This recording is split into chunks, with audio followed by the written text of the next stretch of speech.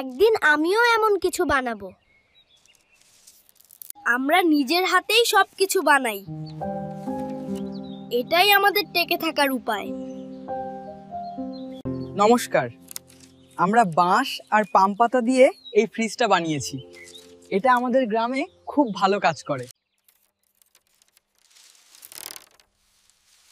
দেখছো, প্রায় হয়ে গেল।